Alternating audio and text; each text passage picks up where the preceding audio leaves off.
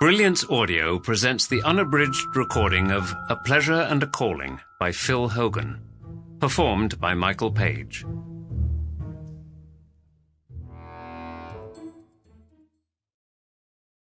One.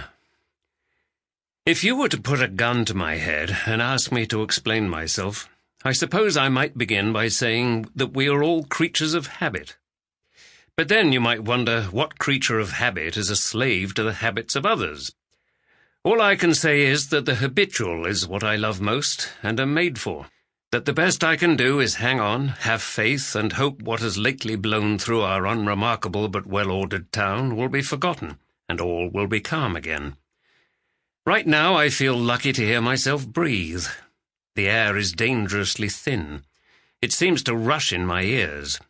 And yet the scene is peaceful here in the half-lit, slumbering pre-dawn. A white coverlet glowing in the room, a discarded necklace of beads, a shelf of books, one face down, splayed on the bedside table, as though it, like the whole town at this hushed time, is dead to the world.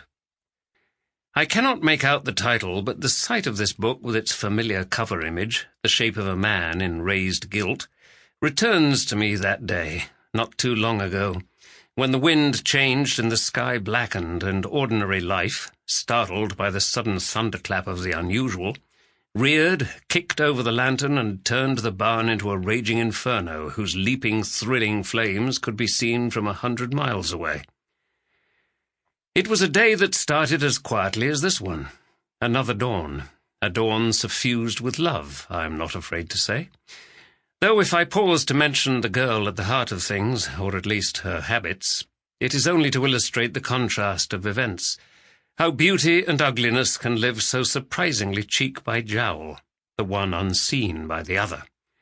How one moment you can be lying in the warm, ticking dark, awaiting the return of your special one, and here she was, arriving back from her early run, the rattle of her key in the lock, the sound of water thudding into a fragrant tub, and the next contemplating horror, drama, and scandal.